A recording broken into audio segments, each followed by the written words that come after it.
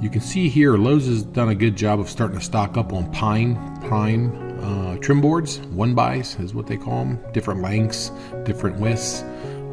They've just recently started stocking a lot of this. It was hard to find here. I usually had to go to Menards. Now Menards, they supply more MDF than they do pine. But the nice thing about the pine that's primed already is that it's very easy to paint. I mean, the priming's a coat of paint, sometimes 2 coats, and it's already sanded too. So honestly, you can put it on the wall, you can caulk it, and basically 2 coats of finished paint and you're done.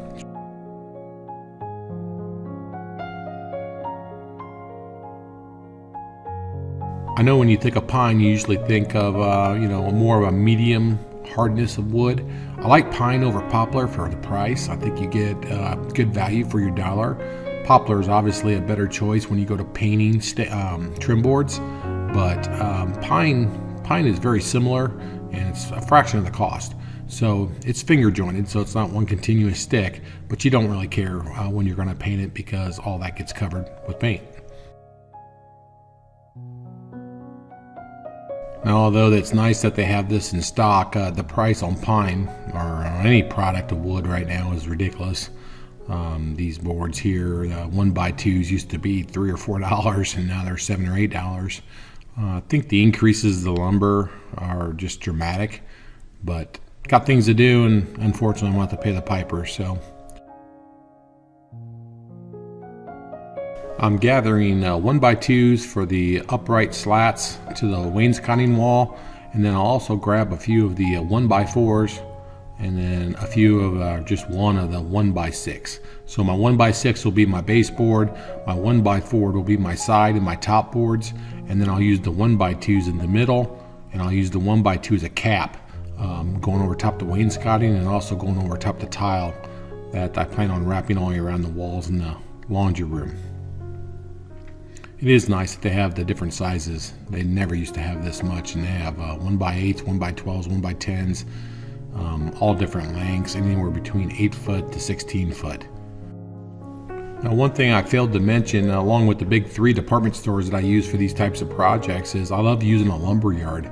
There's one locally, maybe 10 miles from my house, and they have great products. Their boards are just better. It's hard to explain, but their pine boards are much better than these ones.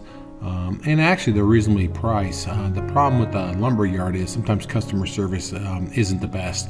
It's hard to get them to want to work with you for the fact that you're doing small projects and they're more geared towards the larger projects. I do have a contact at the local lumber yard that I use sometimes, and I do like dealing with them, but this project's so small I'm not even going to mess with it. I'm just going to go ahead and get the stuff at the local department store and get my military discounts for the savings. But honestly, the lumber yards are almost probably cheaper than most stores anyways. So to get ready to roll, I've got just enough to do the wainscoting. I always buy extra, so if you plan on buying 7 or 8 of them, buy 8 or 9 of them. There's nothing worse than running out of material or if you make a mistake. I got to pick up some screws here. This is the jig or the Kreg Jig Center, I guess you'd call it, at Lowe's. Basically everything Kreg related. If you don't know much about Kregs, there's all kinds of videos on YouTube. Learn about Kreg. It's really a great way to make furniture or wainscoting or a lot of different things with wood. It's pocket screws. So all the screws are hidden behind the scenes or in places that you can't see them.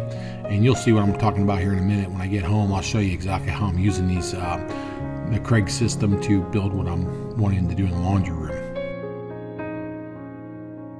It's still a little cold out in Indiana, so I'm trying to finish up this laundry room. That way I can start working outside. So you can see, if you saw my previous video, I did some demo work. So now I want to start the build process. And I'm going to start with this long wall here. All I'm simply doing is measuring out the wall to see how I want my slats to fit. I've used wainscoting in other parts of the home. I kind of know what my parameters are, some of my heights are. I'm trying to stay in the same ballpark. Now my other wainscoting jobs, I've used 1x4s in the middle slats. In the laundry room, I think it looks better when they're a little bit skinnier, just to give a little different feel and look for the room. So this particular wall, I'm planning with the 1x2 slats instead of the 1x4. It's not as beefy and bulky, but in the long run, I think it'll give it a really nice look. Planning is so crucial for something like this. Basically, I'm going to transfer it over to the wood here in a little bit, but I want to make sure that everything's lined up perfectly. I'm looking for about 13 to 14 inches in between each slat. Here I am using my DeWalt laser once again. I love this tool, it's great. I'll put a link in the description. I use it for a lot of different projects, and this is just one example of it. I'm trying to set the height is what I'm trying to do for the top cap of the wainscoting. Why am I doing that? Because if I just throw it up there any which height I want, you know, my tile's going to be the problem, because my tiles are a certain width. I really don't want to be cutting down tile if I don't want to. I want a real full look of tile. So it's either going to be 4 or 5 high here. I think I decided on 4. I think I'm putting a 1/8 inch gap in between. And you can see I basically just taped up some tiles on the wall, put the spacing in between, and then I lowered the laser down to the top of the tile. And then I simply just use a level and a black marker, and I mark the laser line. That gives me my low spot for my cap, so the bottom part of my cap. I'm also wrapping the cap around the window and to the opposite side of the room, where it'll actually dead into the built-in I'm going to do for the laundry and dryer, or I guess the washer and dryer. You can see I've got the top, or I guess the line from my bottom of my cap marked. And I also have my slat locations just to kind of give me an idea. So with the layup all done, I'm just going to go ahead and start cutting all my pieces for the wainscoting wall. Got my DeWalt chop saw, great saw, put a link in the description. It's multi-power, so I can plug it in the wall, or I can use 2 60-volt batteries in the field, which is really nice. I've got a table saw that I used for this project a little bit, and it's the same way. Actually, it's not multi-power, it's actually just a 60-volt battery. But if you're not a believer of battery tools, you need to be. They have come a long ways. And when you can run a chop saw with 2 60-volt batteries, that says a lot. That never used to be the case. It's a 12-inch chop saw, so it has a lot of power. It's nice to be in the field without a power cord ran to a particular tool. Nowadays, you can do everything pretty much with a battery tool. I'm totally switching all my tools over to batteries. So here I am with the Kreg Jig. I've already cut all the pieces down to size. I'm going just under 4 foot on the wall. I think the total height is like 53 inches, I believe. I want to definitely be under, under 5.5 feet, because I've got 8 foot 1x4 boards, and I didn't want those to be any longer than 4 foot each. So I had to play within those parameters just to save on money. See here, I'm putting all the pocket holes into all the pieces that I've already cut. You get all those holes in there, and then what you do is then you assemble it all. So in conjunction with glue, these pocket screws are really firm. Like I said, I love the Kreg system. It works great. It's great for amateurs too. It's really easy to learn. Tools are a little bit expensive, but once you get the tools, you're good to go. You just need more screws from time to time. Now what you also see here is I'm pre-building this entire wainscoting wall in the garage, and then I'll move it into the laundry room, and I'll fit it, I'll glue it, and then I'll nail it. It's that simple. 2 screws, a little bit of glue. I put the clamp on the level of the front of it, and then I simply just take a wet towel, and I just wipe down the glue. If you leave the glue there, glue seeps out. Yeah, it'll need to be sanded later, so it's better just to get ahead of the curve a little bit, keep it clean, and not worry about it later down the road. So you can see on this particular wainscoting that I have 1x4s on the end. I got that 1x6 on the bottom side, and then I have the 1x2s, which is what you're looking at right now, going in the center. Gives it a good solid look. Now, I thought I knew math pretty well, but I obviously didn't. So what I did is I cheated. I went to my program that I've used on a lot of my projects, SketchUp, and I actually laid out my dimensions, and then I just had the program actually center the particular boards and gave me direct measurements for them. Much easier than sitting there trying to figure it out in my head. I can actually visually see it on the computer, measure it all out, make sure it looks good, and then I just simply go out there and transfer it to the wall, or I guess to the wainscoting panel.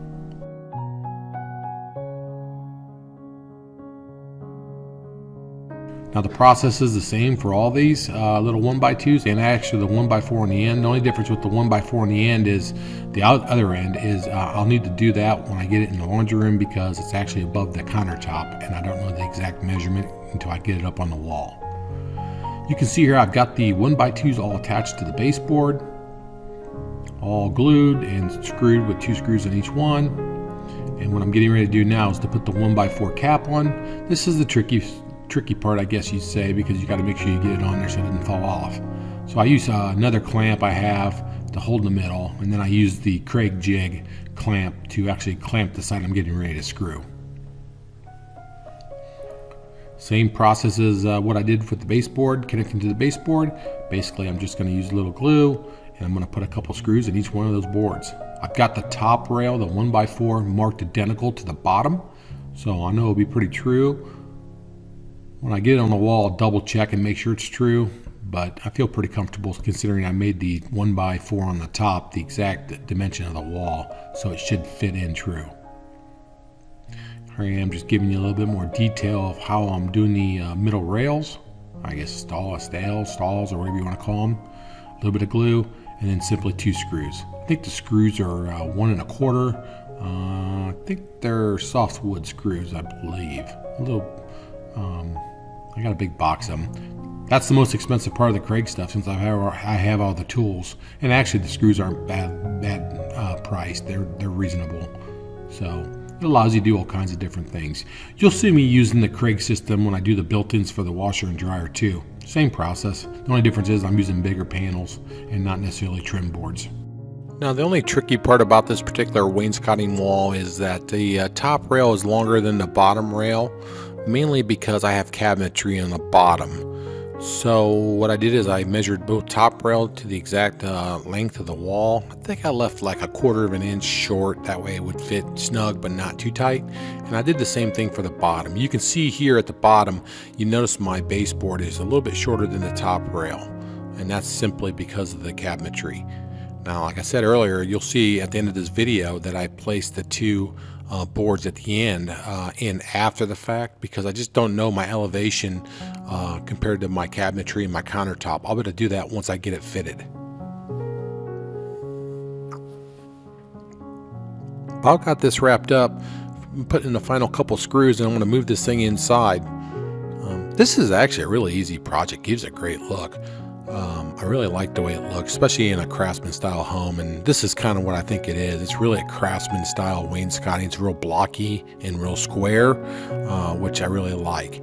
Now you can see the job that the Kreg Jig did on the front of that wainscoting. Keeps those front boards nice and even with the other boards, so less sanding, less filler, and that's really why you want to use the Kreg Jig. And actually it looks harder to put it together away from the wall, but every wall is not even and it has lumps and humps in it, and if you try to nail those boards to the wall, 1, you're not going to hit very many studs, and 2, you're going to have a lot of issues where the joints come together and you're probably going to have cracking over a period of time in those joints.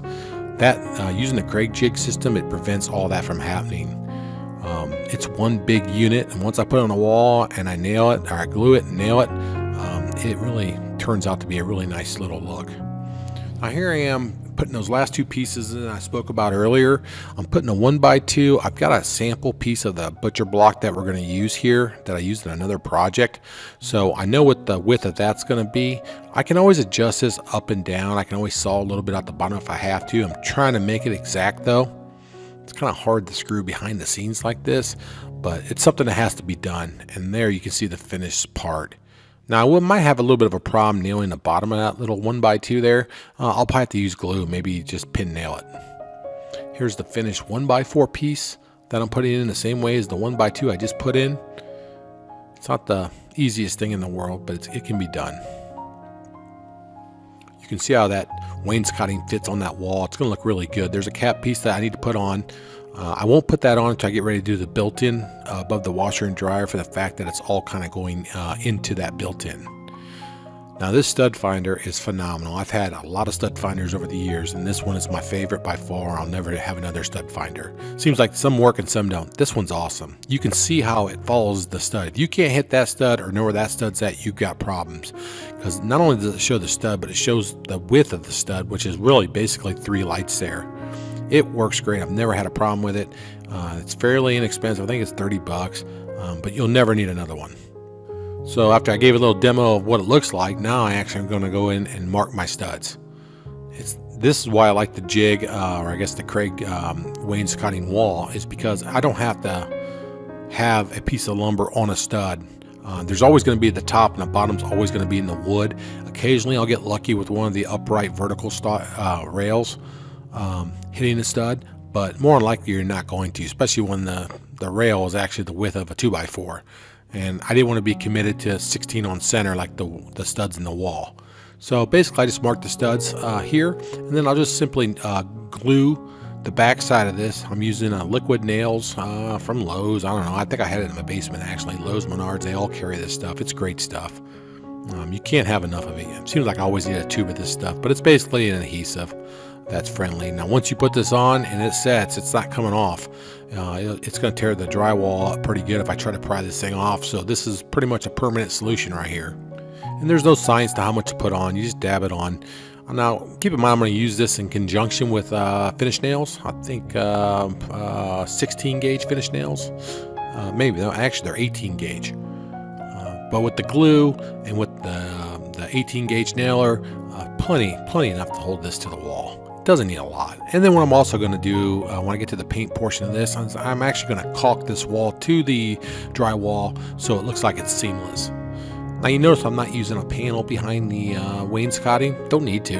When I paint all this up, it'll look like a panel, it'll look like a complete system. It'll look great. The final tool I want to talk about in this video, and I'll definitely put a description for this, is this DeWalt 18 gauge nailer. These things are awesome. I don't care what anybody says. If people aren't using them, it's just because they don't want to spend the money on them, because these things do circles around pneumatic guns. I want to get rid of all my pneumatics. It's so easy, convenient, it never jams, it runs on a battery, there's no cords, there's no compressors. I can go on forever about how great that gun is. Pretty long video, but I believe it's a wrap. I've got a lot more coming with this project. Show you how to do that built-in and a bunch of other stuff. Hope you've enjoyed this. Please subscribe, share with your friends and family. And like I always say, I appreciate you spending time with the Home Pro Hero.